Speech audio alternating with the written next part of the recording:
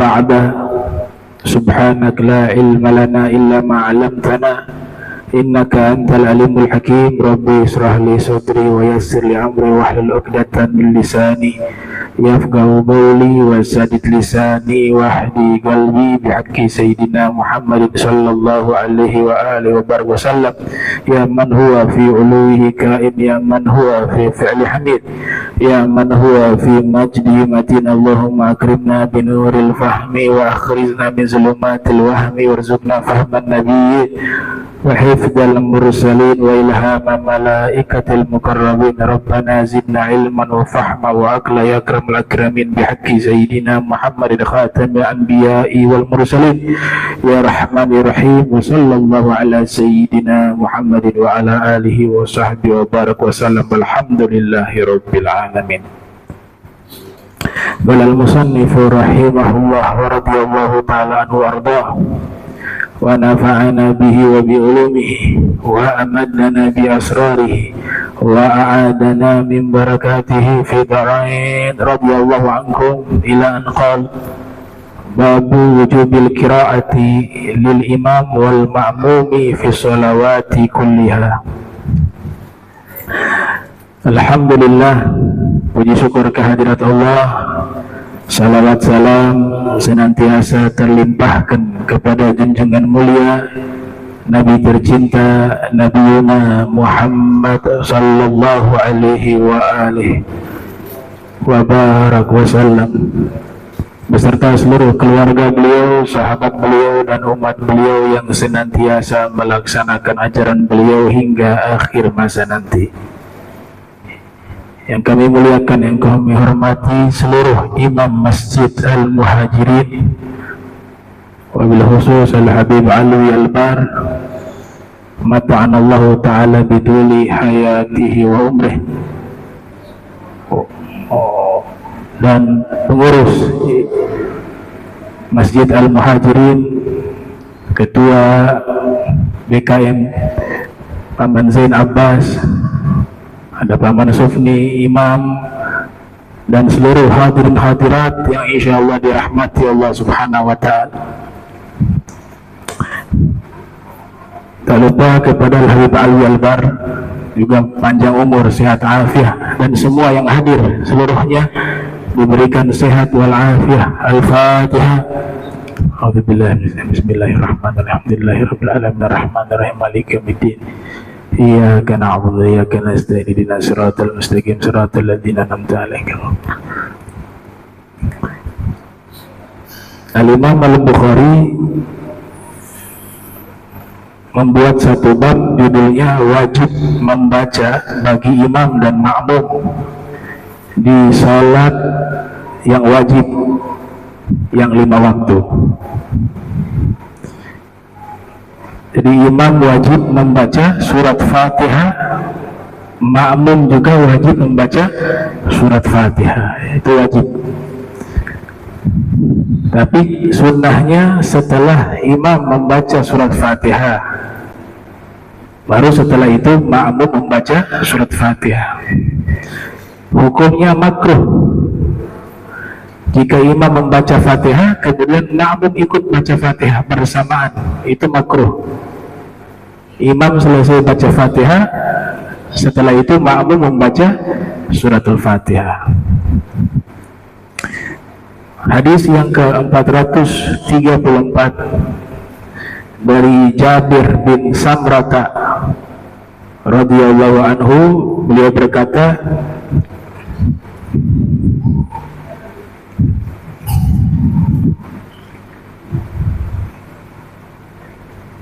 dari Ibnu Abbas, ya, mohon maaf, dari Ibnu Abbas radhiyallahu anhu, beliau berkata, intalaqan Nabi sallallahu alaihi wasallam fi ta'ifatin min ashabihi amidin ila suki Uqaz. Nabi sallallahu alaihi wasallam intalaq artinya berangkat. Nabi berangkat menuju kepada Taifah, sekelompok min ashabihi, dari sahabat sahabat beliau.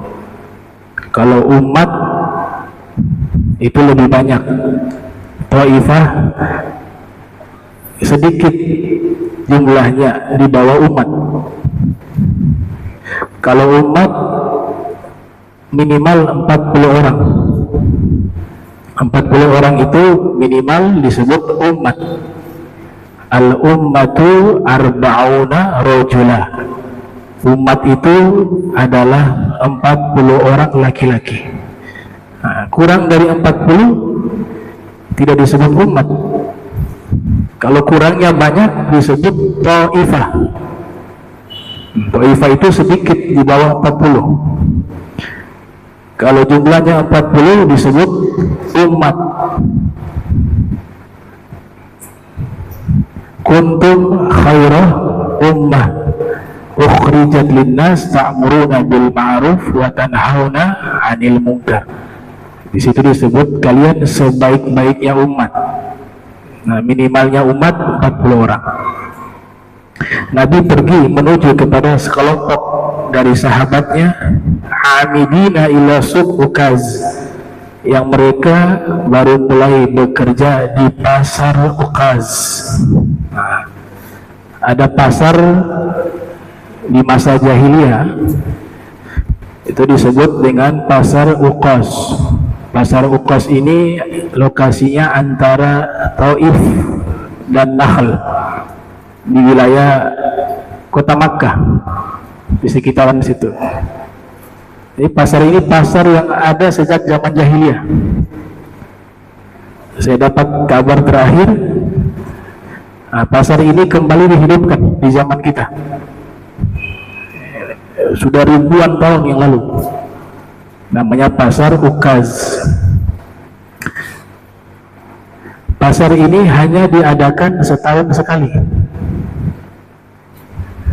Tepatnya di bulan Dzulqa'dah, mulai dari hari ke-1 sampai hari 20. Nah, jadi diadakan setahun sekali.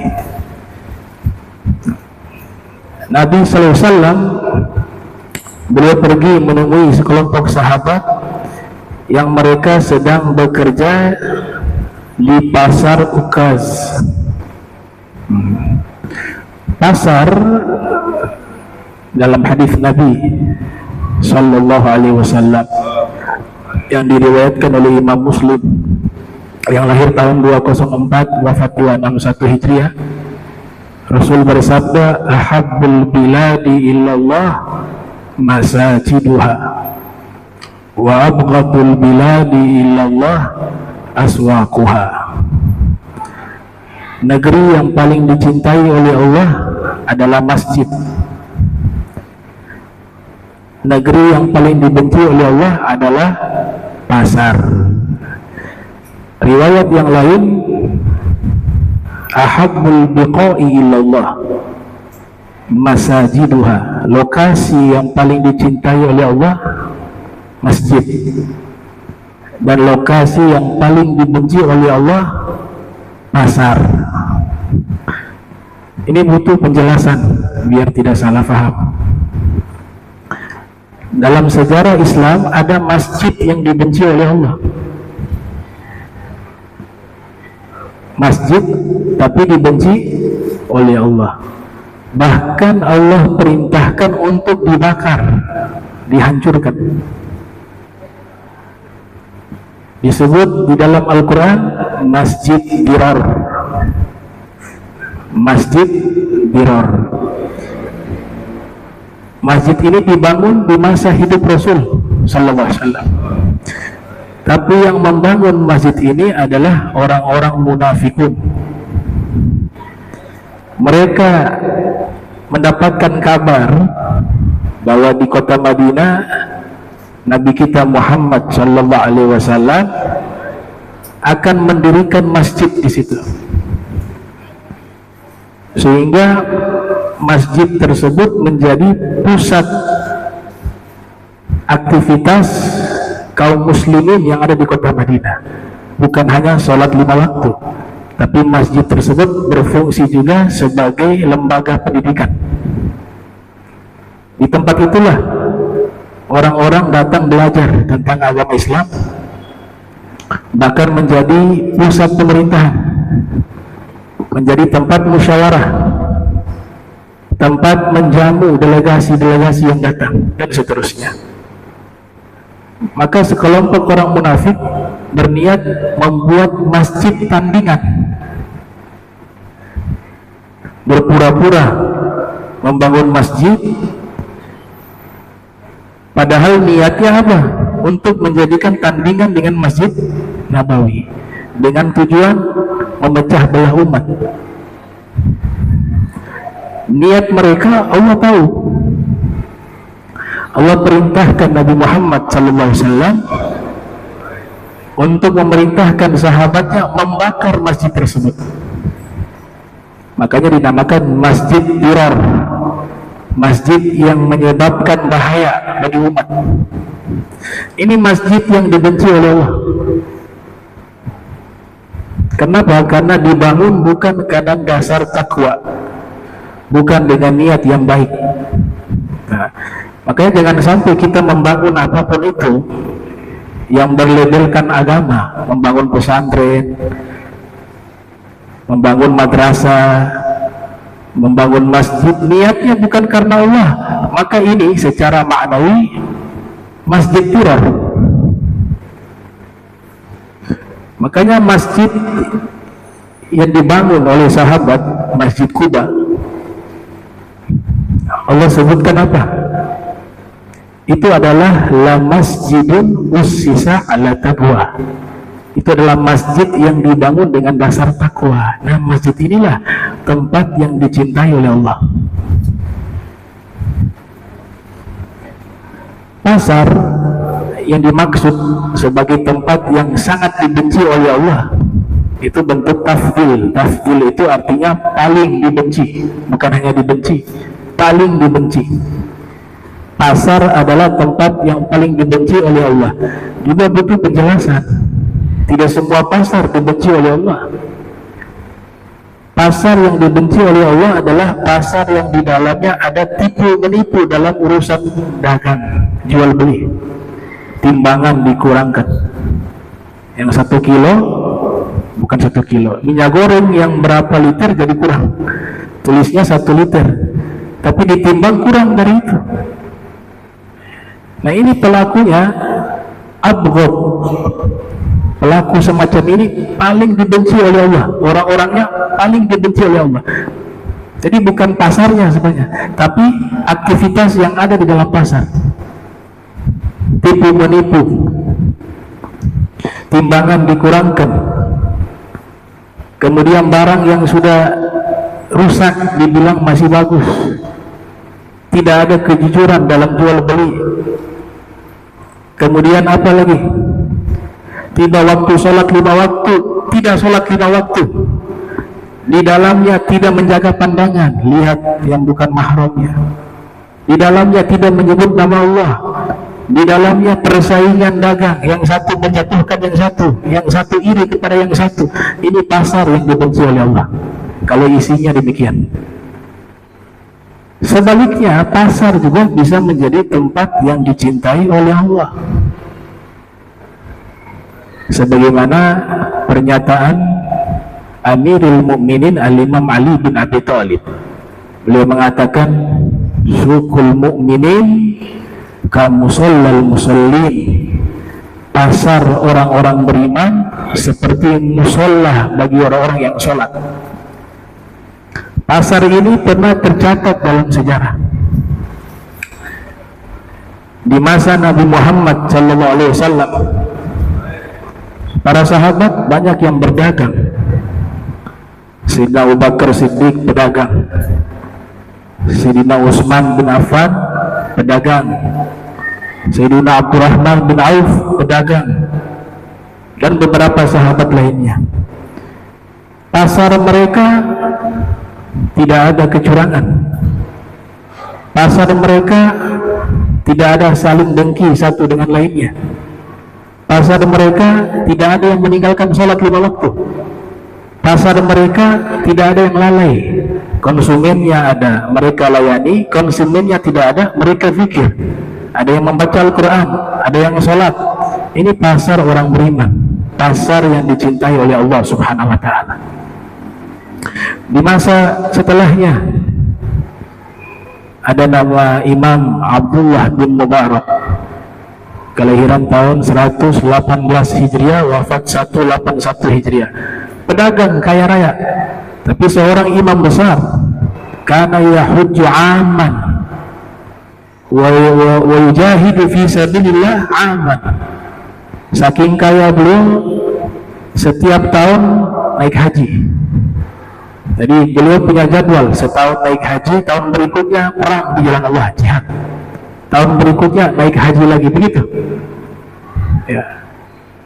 Ada juga Al-Imam Muhammad bin Sirin, seorang tabi'in ahli ta'wil mimpi, seorang pedagang.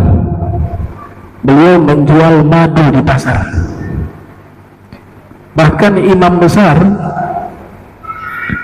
dalam ilmu hadis, Imam Muslim yang lahir tahun 204 wafat 261 Hijriah, pedagang kain.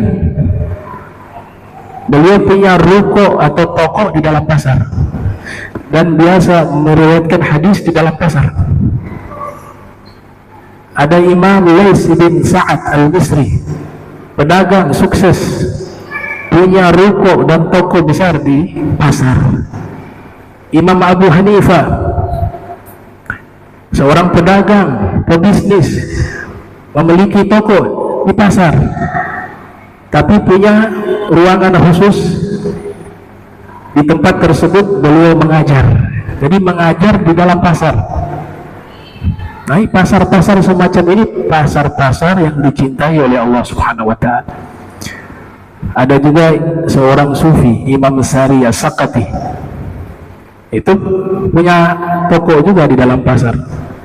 Imam Junaid Al-Baghdadi, Sayyid Taifah, pemimpin para sufi, memiliki toko dalam pasar, tapi mulai buka toko hingga tutup toko biasanya dapat 700 sampai 1000 rakaat di dalam tokonya, sholat sunnah. Ya. Nah, kalau pasar semacam ini ahabbul biqa ilallah. Pasar ini adalah lokasi yang paling dicintai oleh Allah Subhanahu wa Ta'ala. Bahkan beberapa periwayat hadis seperti Al-Imam Abul Qasim, ya, Talha Al-Hadza'u, seorang rawi periwayat hadis. Al-Hadza'u itu profesinya tukang sepatu. Beliau punya toko sepatu di pasar. Murid-murid yang datang belajar hadis kepada beliau, beliau biasa meriwayatkan hadis fitukan di dalam toko sepatunya. Jadi mengambil hadis fitukan di dalam toko sepatu beliau. Namanya Al-Imam Abul Qasim Talha Al-Hadza. Ada juga namanya Al-Imam Abul Hasan Najah Al-Attar. Al-Attar itu artinya tukang minyak wangi. Beliau memiliki toko minyak wangi di tengah-tengah pasar. Murid-murid yang mengambil hadis dari beliau riwayatkan di dalam toko minyak wanginya. Nah, ini semuanya dalam pasar, bukan hanya tempat jual beli, tapi juga tempat menuntut ilmu, tempat ibadah, tempat zikir, tempat untuk melakukan kebaikan. Maka pasar-pasar semacam ini pasar yang dicintai oleh Allah Subhanahu wa Ta'ala. Bahkan kami survei, ya, ada satu karangan kitab karya Syekh Abdul Basit bin Yusuf berjudul At-Turfah Fima Nusiba Minal Ulama'i Ila Mihnatin Au Hirfah. Beliau simpulkan sekitar 15.000 ulama yang mereka ulama juga punya profesi. Ada yang pedagang, ada yang dokter, ada yang penjual obat, ada yang penjual minyak wangi, dan profesi-profesi lainnya. Kurang lebih ada 15.000 ulama. Dan ditulis kitab khusus oleh Syekh Al-Harawi berjudul As-Sunna' Minal Fuqaha wal Muhaddithin. Kitab tersebut membahas para ahli fikih dan ahli hadis yang mereka juga bekerja, memiliki profesi sampingan sebagai pedagang, pebisnis, dan seterusnya. Wa qad hila baina syayatin wa baina khabaris sama, dan sungguh syaitan itu sudah dihalangi di antaranya dengan berita langit. Wa ursilat alaihim asyuhub faraja'at asyayatinu ila qaumihim faqalu ma lakum faqalu hila bainana wa baina khabaris sama wa ursilat alaina asyuhub qalu ma hala bainakum wa baina khabaris samai illa syai'un hadatha fatribu masyarikal ardi wa magharibiha fanzuru ma hadzal ladzi hala bainakum wa baina khabaris sama.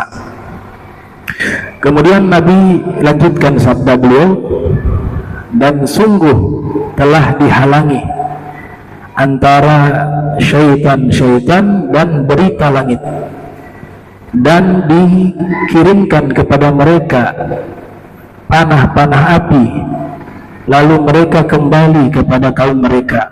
Lalu mereka berkata, kenapa kalian? Maka mereka menjawab, telah dihalangi di antara kita dan di antara berita langit, dan dikirimkan atau ditembakkan kepada kami panah-panah api.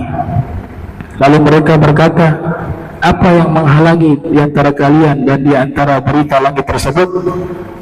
Tidaklah sesuatu tersebut kecuali pasti ada sebabnya. Maka berangkatlah ke timur bumi dan baratnya untuk mencari tahu apa sebab yang menghalangi kami, yaitu para syaitan dari bangsa jin, dari terhalanginya mereka untuk bisa mendengar berita langit. Ini menunjukkan bahwa sebelum Nabi SAW ada yang mengatakan telah dilahirkan. Di saat Nabi telah dilahirkan, langit dijaga oleh malaikat, sehingga bangsa jin tidak bisa lagi mencuri berita-berita langit. Ada ulama juga berpendapat semenjak Nabi diangkat menjadi Rasul, maka saat itu langit dijaga oleh malaikat, sehingga bangsa jin tidak bisa lagi mencuri berita-berita langit. Sebelum adanya Nabi Muhammad SAW, bangsa jin itu bisa mencuri berita langit. Berita langit ini masalah masa depan, ya. Itu di zaman dulu masih bisa kemungkinan mereka mencuri berita itu. Tapi setelah Nabi ada, maka sudah dihalangi. Dan itu berdasarkan firman di dalam Al-Quran di surat Jin, ya. Wa anna lamasna as-samaa fawajadnaha muliat harasan syadida wa syuhuba. Kami saat ini kalau mencuri berita langit, kami dapati langit itu dipenuhi oleh penjaga-penjaga yang kuat. Penjaga-penjaga yang kuat itu adalah malaikat. Wa syuhuba, dan juga ada panah-panah api. Ada panah-panah api. Lanjutannya bangsa jin mengatakan, wa anna kunna naq'udu minha maqa'id li sam'i faman yastamil an yajid lahu syuhuban rasada. Dulu wa kunna naq'udu minha, kami nih bangsa jin bisa duduk di langit, kata bangsa jin, lisam'i, untuk kami mendengar berita-berita langit. Berita-berita langit. Akan tetapi siapa yang mendengar saat ini, al-an, dia akan dapati langit itu ada panah-panah api yang menghalangi mereka untuk bisa mendengar berita langit. Jadi sekarang ini jin juga tidak tahu tentang masa depan, tidak tahu tentang berita-berita gaib, karena berita langit sudah ditutup dengan adanya malaikat-malaikat yang bertugas menjaga jangan sampai bangsa jin itu mencuri berita langit. Nah, sehingga dikatakan bahwa peramal atau dukun mereka juga tidak bisa mengetahui sesuatu yang terjadi di masa depan. Kalaupun berkongsi dengan bangsa jin pula tidak tahu tentang berita masa depan atau berita-berita langit. Dan ini harus kita yakini karena sudah termaktub di dalam Al-Quran di surat jin, ya. Dan itu pengakuan bangsa jin. Wa anna kunna naq'udu minha maqa'id lisam'i faman yastamil an yajid lahu shihaban rasada. Ya, shihaban rasada. Kami dulu bisa mencuri berita langit, tapi sekarang siapa yang mendengar berita langit, maka dia dapati langit itu ada penjaga dan ada panah-panah api yang akan menghalangi mereka. Gitu. Nah, biasanya manusia kongsi dengan bangsa jin. Bangsa jin mengatakan, wa annahu kana rijalun minal insi ya'udzuuna birijalin minal jinni fazaduhum rahaqa. Sesungguhnya ada sekelompok orang dari bangsa manusia, mereka selalu meminta perlindungan dari sekelompok bangsa jin, maka sungguh Allah tambahkan kepada mereka dosa dan kesalahan. Jadi gak ada tuh ramalan-ramalan, ya. Jin juga tidak tahu, apalagi manusia. Tuh, biasanya tebak-tebakan ada, ramalan nggak ada, ya. Bahkan ada semacam ancaman dari Nabi Sallallahu Alaihi Wasallam dalam hadis riwayat Imam Muslim, man ata arrafah fasa'alahu an syai'in fasaddaqahu lam tuqbal lahu salatun arba'ina lailatan. Siapa yang mendatangi seorang peramal, arrafah itu peramal, lalu dia bertanya sesuatu kepada peramal, lalu dia benarkan apa yang dikatakan oleh peramal tersebut, maka sholatnya tidak diterima selama 40 malam. Di riwayat yang lain, Nabi bersabda tanpa ada kata fasaddaqahu. Tanpa ada kata fasaddaqahu. Fasaddaqahu itu dia percaya. Tapi di riwayat yang lain, man ata arrafa fasa'alahu an syai'in lam tuqbal lahu sholatun arba'ina lailatan. Siapa yang mendatangi seorang peramal lalu sekedar bertanya, sholatnya 40 malam tidak diterima oleh Allah. Yang riwayat kedua ini maksudnya apa? Walaupun dia tidak percaya, tapi dia sudah datang, itu sholatnya 40 hari tidak diterima oleh Allah, apalagi dia percaya. Di riwayat Musnad, Nabi Sallallahu Alaihi Wasallam bersabda, man ata kahinan au arrafa, siapa yang mendatangi seorang dukun atau seorang peramal, fasa'alahu an syai'in, lalu dia bertanya sesuatu kepada dukun tersebut atau peramal tersebut, fasaddaqah bima yaqul, lalu dia percaya apa yang dikatakan oleh dukun itu dan peramal itu, faqad kafar bima unzila ala Muhammadin, maka dia telah kufur atas apa yang telah diturunkan oleh Nabi Muhammad kepada Nabi Muhammad sallallahu alaihi wasallam. Maknanya apa? Dia mengkufuri Al-Quran. Al-Quran sudah bilang bangsa jin saja gak bisa dapat berita langit, kok masih percaya sama orang? Nah, orang-orang yang dapat berita juga kongsi dengan bangsa jin. Maka Nabi katakan, kalau kita percaya dengan omongan seorang dukun ataupun peramal, maka faqad kafara bima unzila ala Muhammadin, dia telah kufur dengan apa-apa yang telah diturunkan kepada Nabi Muhammad. Yang dimaksud adalah Al-Quran, atau bisa juga ajaran Nabi Muhammad sallallahu alaihi wasallam. Jadi bangsa jin ini diceritakan oleh Nabi. Hadis riwayat Al-Imam Bukhari. Bahwa bangsa jin bingung, kok saat ini berita langit gak bisa lagi kita ambil, ada penjaganya yang menjaga langit. Maka mereka mengatakan, coba cari tahu ini penyebabnya apa ini. Pergi ke timur dan barat, berangkat bangsa jin. Mereka pergi ke timur bumi sampai ke barat bumi. Lihatlah apa yang sebenarnya yang menghalangi diri kalian dan berita langit ini. Fansarafa ulaika alladziina tawajjahu nahwa Tihama ila Nabi sallallahu alaihi wasallam. Maka akhirnya bangsa jin sampai ke Tihama. Ya, wilayah kota Makkah. Ini jumlahnya banyak nih bangsa jin. Lalu di sanalah mereka bertemu Nabi Muhammad sallallahu alaihi wasallam. Wa huwa binakhlah amidin ila suqi Ukadh. Nabi waktu itu berada di satu pohon korma, nakhlah. Dan sahabat-sahabat sedang sibuk dalam kerjanya di pasar Ukadh.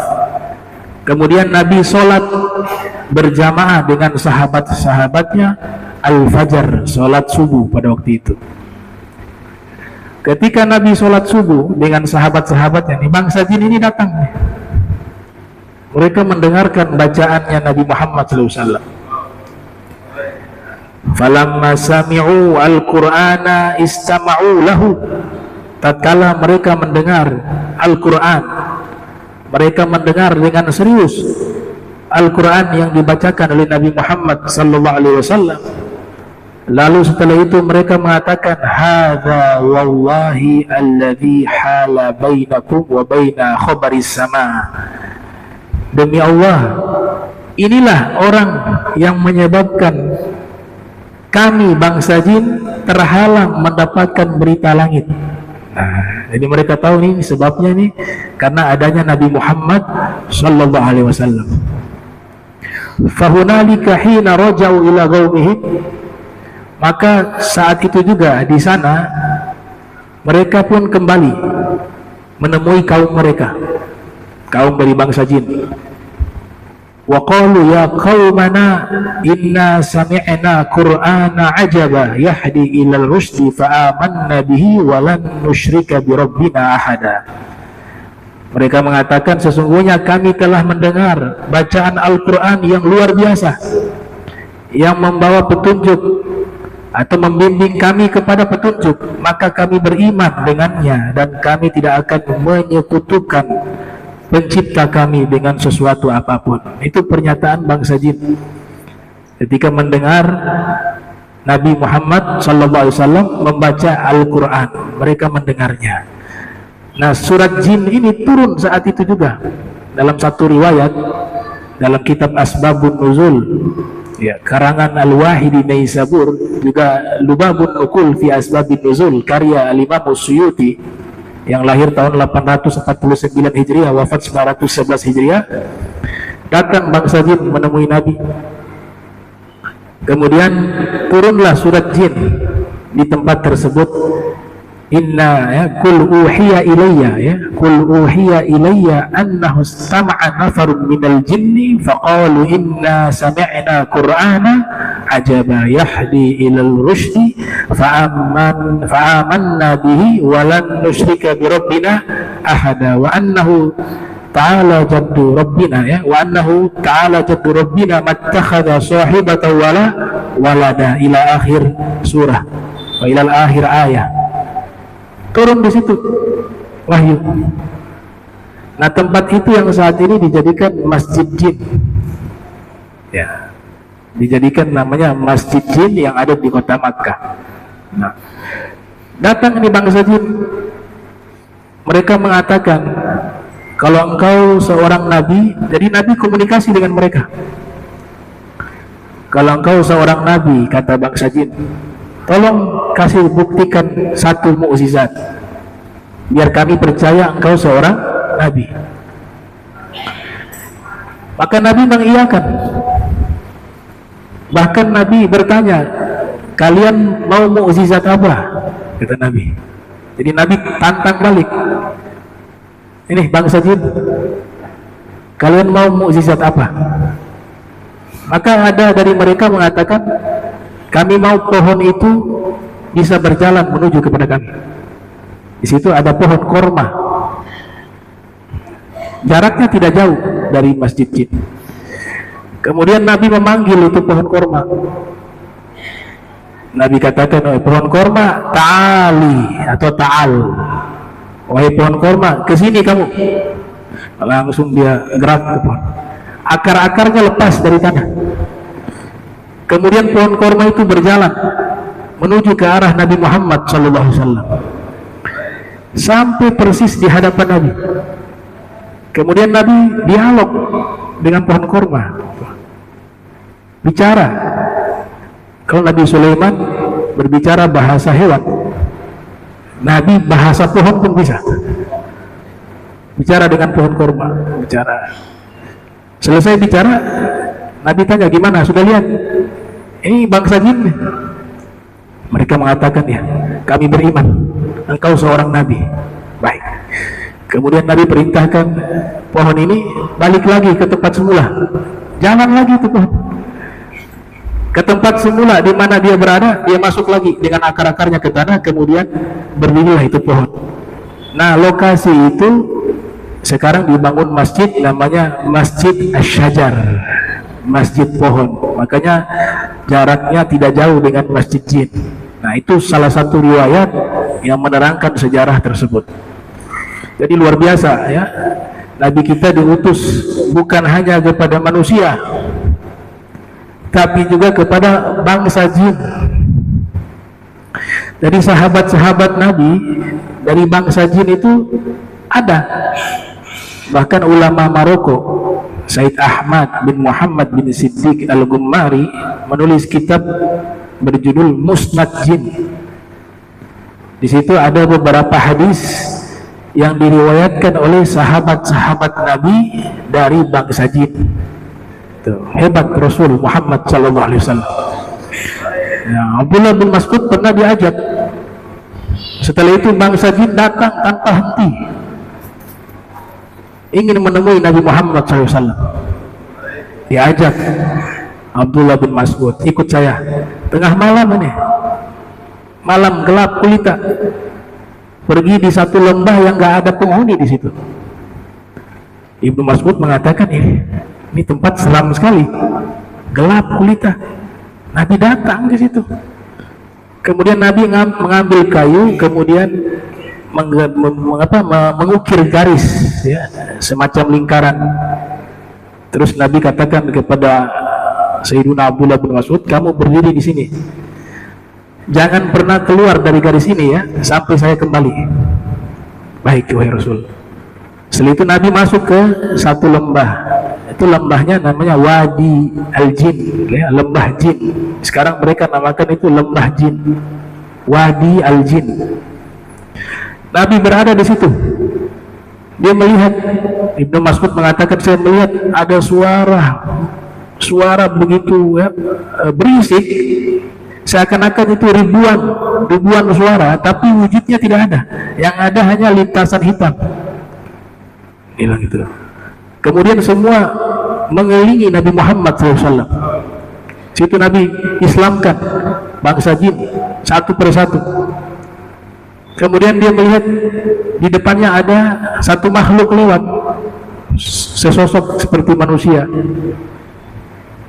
mendekati Ibnu Mas'ud, tapi gak bisa masuk ke lingkaran itu. Dikasih, ini ada ember, ada air, ada kurma, riwayat air dan anggur. Kasih anggur, diterima. Nah, mau keluar, mau ngambil, ingat wasiat Nabi, jangan pernah keluar dari lingkaran itu. Wah, gak berani beliau tetap di situ.